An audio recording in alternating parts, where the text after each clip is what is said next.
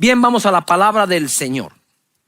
Jesús es nuestro tema. Estamos tratando una serie de Jesús. Jesús es nuestro Salvador y nuestro Señor, y es lo que normalmente sabemos, ¿verdad? Él es Señor de señores, Él es Rey de reyes, es el Hijo de Dios, y vamos a desarrollar cada uno de ellos.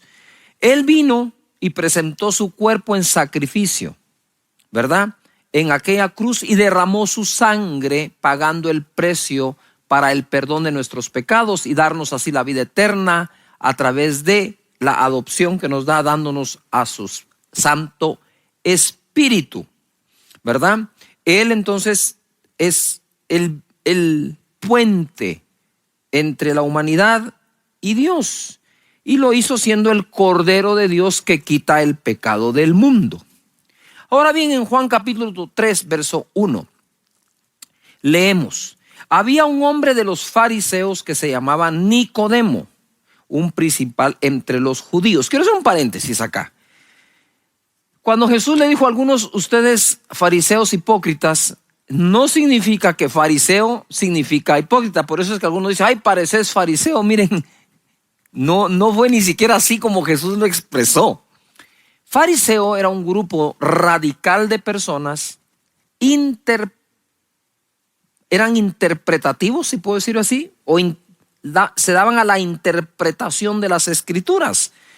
Pablo fue uno de ellos. Él dice, yo soy fariseo de fariseos. Por eso es que cuando Pablo cita escrituras, da interpretaciones. Por ejemplo, dice, no pondrás bozal al buey que tría. ¿Esto lo dice por los animales realmente o lo dice por nosotros, verdad? Él está usando esa manera de leer las escrituras. Otros eran los escribas, ellos solo las escribían, no interpretaban nada. Otros eran tal como está, y otros encuentran esas sombras que están allí, las figuras que están allí. Pues a ellos se parece mucho esto. Entonces, ¿por qué lo digo? Porque Nicodemo era un fariseo. Es decir, le gustaba aprender, le gustaba tener la interpretación de las cosas. Y entonces ahora Jesús va a empezar una conversación con Nicodemo en el contexto de que Nicodemo es fariseo. Impresionante cómo Jesús es nuestro maestro, cómo enseña él. Verso 2, este vino a Jesús de noche y le dijo, Rabí. Rabí quiere decir maestro, ¿verdad? Sabemos que has venido de Dios como maestro. Esto es lo que quiero tomar tiempo hoy para enseñar. ¿Has venido de Dios como hijo de Dios? Sí. ¿Tú eres el Cristo, el Hijo del Dios viviente? Sí. ¿Has venido como el Cordero de Dios que quita el pecado del mundo? Sí. ¿Verdad? ¿Has venido como el Rey de los judíos? Sí. ¿Has venido como el Rey de reyes? Sí. Pero Nicodemo le dice, sabemos que has venido de Dios como maestro. Quiere decir que Jesús fue un maestro de parte de Dios para todos nosotros. Dice, has venido de Dios como maestro, porque, aquí da el por qué, porque nadie puede hacer estas señales que tú haces si no está Dios con él. Estaba interpretando. Jesús vino de parte de Dios como maestro, de parte de Dios, porque nadie puede hacer las señales que haces si Dios no está con él. Él pudo haber dicho, yo sé que tú eres un maestro. ¿Maestro de qué? De muchas cosas, de algunas, no sé. Pero podría no haber agregado de parte de Dios. ¿Me estoy explicando? Él agregó, vienes de parte de Dios como maestro porque las señales que haces solo se hacen si Dios está contigo. ¡Wow! Entonces, pareciera ser que él quería evadir algo también, porque en el verso 3 le contesta a Jesús e empieza la conversación. Uno de los mejores métodos de enseñanza y aprendizaje es un conversatorio, y Jesús lo usó. De cierto, Nicodemo, te digo que el que no naciere de nuevo no puede ver el reino de Dios. Y aquí lo agarró, ¿verdad? Del fariseísmo o fariseo, así se dice, ¿sí? De eso, de que era el fariseo. De ahí lo agarró porque sabía que se iba a poner a interpretar. Dice, de cierto te digo que el que no naciera de nuevo no puede ver el reino de Dios. Nicodemo le dijo, ¿cómo puede un hombre nacer siendo viejo? ¿Puede acaso entrar por segunda vez en el vientre de su madre y nacer? Él se estaba dando así el toquecito de que puedo interpretar, ¿verdad? En el 5 le dice, de cierto te digo que el que no naciere del agua y del espíritu no puede entrar en el reino de Dios. Lo que es nacido de la carne, carne es, y lo que es nacido del espíritu, espíritu es. No te maravilles de que te dije, os es necesario nacer de nuevo. Nicodemo, llamándole maestro, parecía que quería evadir algo de lo que él ya estaba escuchando, como el nacer de nuevo, como el tener vida eterna. Y Jesús utiliza esto del conversatorio para tomar realmente a Nicodemo como un alumno. Jesús tenía un poder de adaptabilidad impresionante. Él enseñó de diferentes formas, y quiero decirte que cuando uno habla de un currículum, también habla de un sistema de enseñanza y no solo de un contenido. Parte del currículum es cómo se enseña, qué metodología se usa. Jesús usó varios métodos para enseñar como maestro. ¿Por qué estoy enseñando esto? Porque una cosa es que tú tomes a Jesús como tu Salvador y ya confesé a Jesús. La Biblia dice, el que confesare que Jesús es el Hijo de Dios y ha venido en carne, ese será salvo. Ok, ya sos salvo. No te puedo agregar nada más. Decir, no, si no te aprendes toda la Biblia no sos salvo. No te lo puedo agregar porque la Biblia no da esa condición para ser salvo. Recibirlo como Salvador sí es la condición para ser salvo. Creer en Él como el Hijo de Dios es condición para ser salvo. Muy bien, ya eres salvo. Jesús es tu Salvador. Pero la pregunta es si Jesús es tu maestro. Si estás en la academia de Jesús, aprendiendo de Él y de Él, entonces vamos a analizarlo. Jesús tiene diferentes tipos de enseñanza. Ojo, si alguien es catedrático de matemática, te va a dar matemática. Punto. Economía. Finanzas. Pero Jesús va más allá. Porque Jesús, además de darnos enseñanzas concretas para aspectos específicos de la vida, en esta tierra y eterna, enseñanzas acerca de Dios, Él también enseña disciplinas de vida. Hay disciplinas de vida a practicar que ayudan al desarrollo del vivir en esta tierra. Jesús enseñó disciplinas. En Lucas capítulo 11, verso 1 se lee: aconteció que estaba Jesús orando en un lugar, y cuando terminó, uno de sus discípulos le dijo: Señor, enséñanos a orar. Ponga atención, enséñanos a orar. De Jesús aprendemos muchas cosas, pero hay que aprender de Él disciplinas. Enséñanos a orar como también Juan enseñó a sus discípulos. Orar es un asunto espiritual, es un asunto de hablar con Dios. ¿Por qué le preguntan enséñanos a orar? Porque creo que descubrieron el secreto de Jesús, que era la oración. Entonces nosotros podemos ser cristianos salvos, sí. ¿Por qué? Porque confesaste a Jesús, pero ya aprendiste la disciplina de la oración a través de tu Maestro Jesucristo. Él enseña a orar según Mateo, Él enseña a ayunar según Mateo y Él enseña a dar según San Mateo también. Esas son 3 disciplinas básicas de todo hijo de Dios: orar, ayunar y dar. Está en Mateo. Disciplinas, disciplina de vida. Hay disciplinas de vida que la gente tiene, como levantarse de madrugada, hacer ejercicio, comer bien, leer un buen libro. Esas son disciplinas. Otra cosa es que a través de la disciplina de la lectura, en ese libro estés aprendiendo algo. Entonces tengo la disciplina de orar, leer, dar, leer sus escrituras. ¿Disciplina de qué? De asistir a la reunión de tu iglesia. Dice la escritura en Hechos que la gente iba al templo de Salomón a escuchar a los apóstoles. Disciplinas. Otra cosa es lo que aprendes mientras los escuchas. Pero de Jesús no solo aprendemos adquiriendo el conocimiento que nos da, sino desarrollando las disciplinas que nos conectan con dicho conocimiento o aprendizaje. Entonces Jesús enseñó esas disciplinas. Él enseña, ojo acá, Él enseña el qué, el por qué y el cómo. Él enseñó que era importante ayunar, enseñó el por qué era importante ayunar y enseñó el cómo hacerlo. De Jesús podemos aprender todo esto.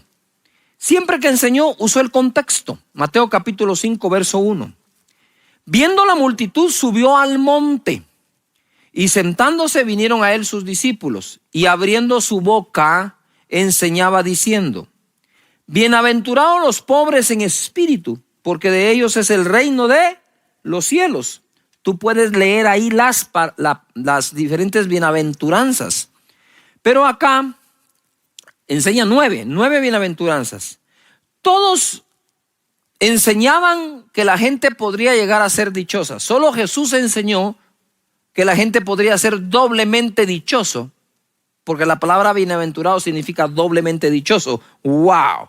Los pobres en espíritu, los mansos, los que lloran, los que tienen hambre y sed de justicia, los misericordiosos, los de limpio corazón, los pacificadores, los perseguidos por causa de la justicia, los que son vituperados y víctimas de las mentiras contra ellos. Date cuenta de algo.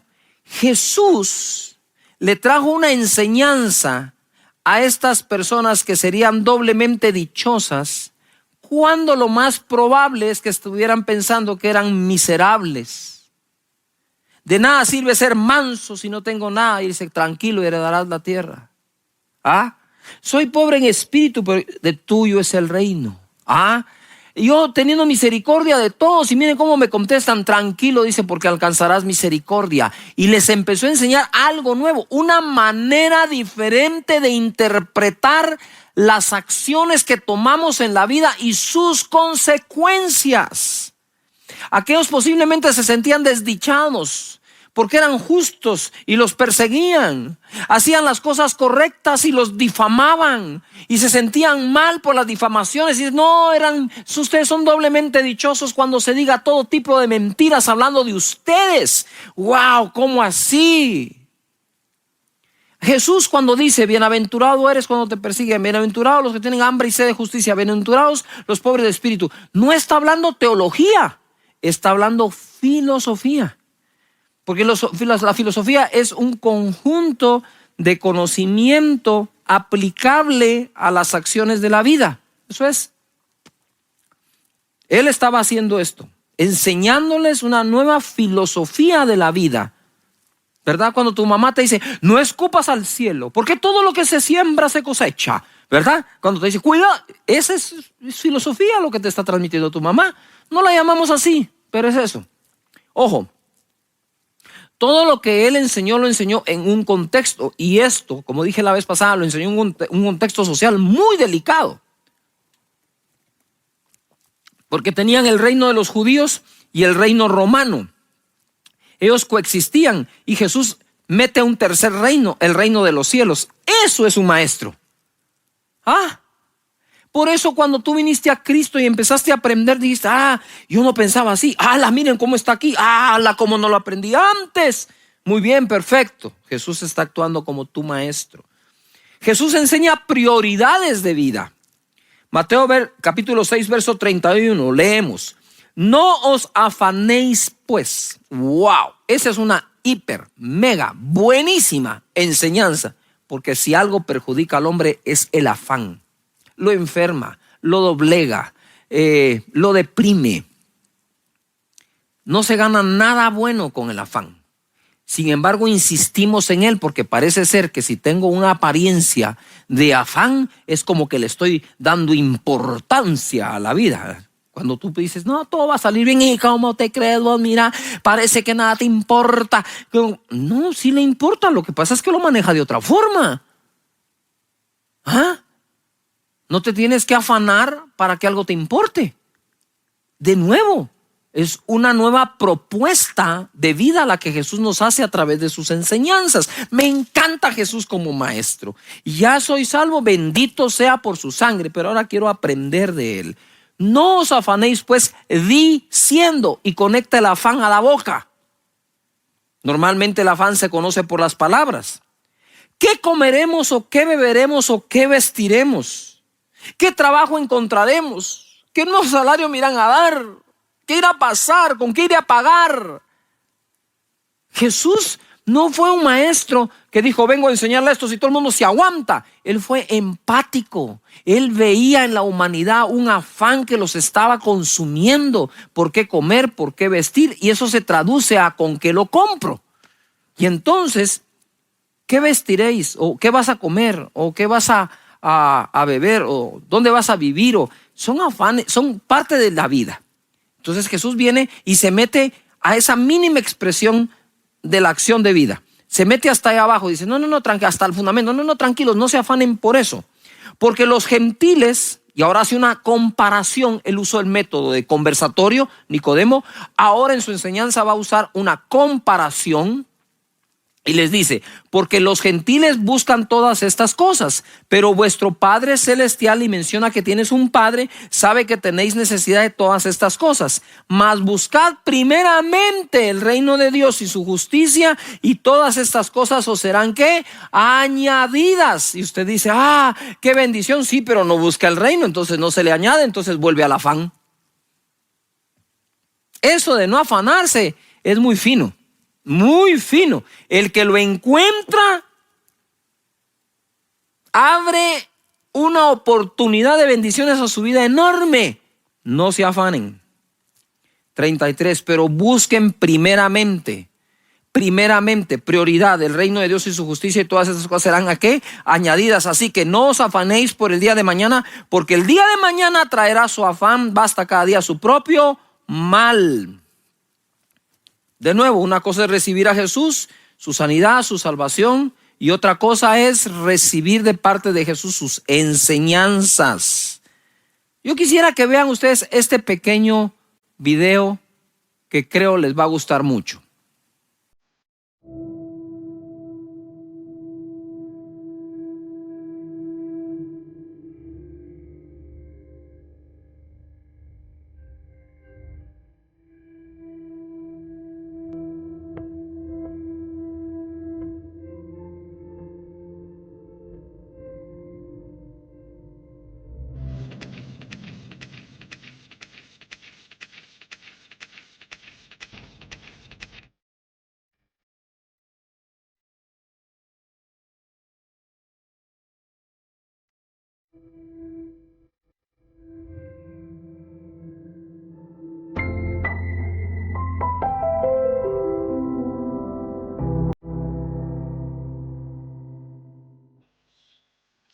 Wow.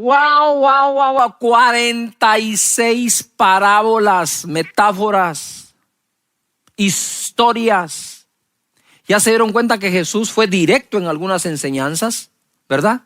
Pero fue insinuante en otras. 46 parábolas. Él pudo haber hecho 46 películas en 3 años. Historias que contaba, fascinantes, que captaban la atención de todo el mundo. Wow, qué maestro. Conversatorio, comparación, metáforas. ¿Por qué usó tantos métodos? Porque él quería llegar a todas las personas. Dejen que los niños vengan a mí, no se los impidan. ¿Cómo hablaba Jesús? ¿Qué decía? ¿Qué lenguaje? ¿Qué ilustraciones daba para que los niños, como decimos aquí, babearan por él? Digan, ¡ay, Jesús! ¡Ah! No, de verdad, es impresionante. Mateo 13:1. Aquel día salió Jesús de la casa y se sentó junto al mar, y se le juntó mucha gente. Y dice, y entrando él en la barca se sentó, y toda la gente estaba en la playa. Imagínate ese escenario, ¿verdad? Su plataforma, la barca, la playa, ahí estaba toda la gente. Y les habló muchas cosas por parábolas, diciendo, he aquí el sembrador salió a sembrar. Después en el versículo 18 les explica la parábola. Oíd pues vosotros la parábola del sembrador. Cuando alguno oye la palabra del reino y no la entiende, viene el malo y arrebata lo que fue sembrado en su corazón.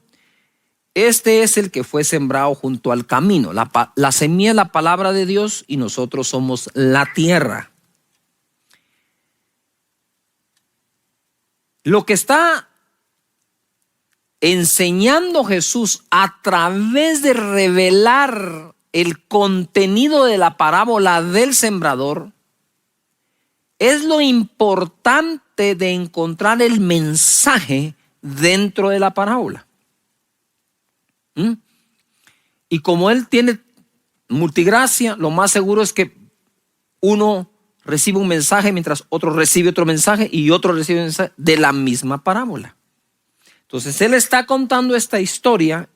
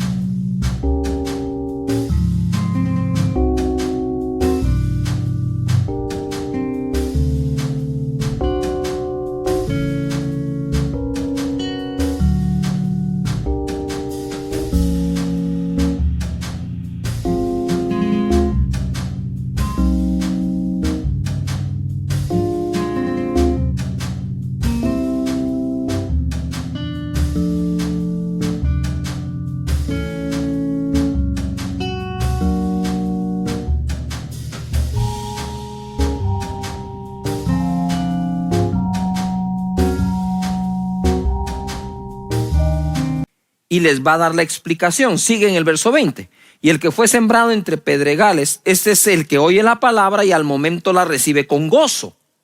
Pero no tiene raíz en sí, sino que es de corta duración, pues al venir la aflicción o la persecución por causa de la palabra, luego tropieza. El que fue sembrado entre espinos, este es el que oye la palabra, pero el afán de este siglo y el engaño de las riquezas la ahogan y se hace infructuosa.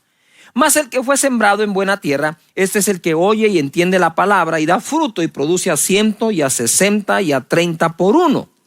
Aquí yo, no sé tú, yo he pasado muchas veces y he aprendido muchas cosas. Esta última es, la primera tiene que ver con que para yo ser una buena tierra, tengo que manejar bien el entendimiento. La segunda, tengo que manejar bien las emociones. Porque al no entender, el diablo la roba y yo no quiero que una palabra dada por Dios se la lleve el diablo, porque Jesús no le está predicando al diablo, me está predicando a mí. Pero si yo no la entiendo, la agarra el diablo y se la lleva. La segunda cosa es emociones. Con gozo la recibes, de corta duración, porque venida la aflicción, otra emoción, y la persecución por causa de la palabra, luego tropiezan. Tropezar es, ya no quiero esto. ¿Por qué? Porque como es de corta duración y hay palabra que se siembra, que toma tiempo que germine. ¿Cuándo has visto tú que toda semilla, el fruto o la especie que se sembró, crece al mismo tiempo? Un roble no crece igual de rápido que un tomate, ¿verdad? Hay periodos de cosechas muy cortos, hay periodos de cosechas muy largos. El hule, para que te dé fruto, pasan años de haberlo sembrado. Y así son diferentes. Entonces, y la tierra es distinta también. La aflicción, entonces veo entendimiento, veo emociones. El afán de este siglo vuelve a sacar el afán. El afán es capaz de volver infructuosa la palabra de Dios, que debemos de ella dar fruto. La ahoga, la deja sin vida. Aprendo mucho. Jesús enseñó con autoridad.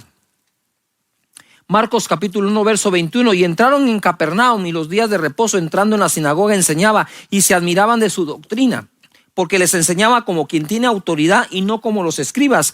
Es decir, no es lo mismo, saber algo que hacer que eso funcione.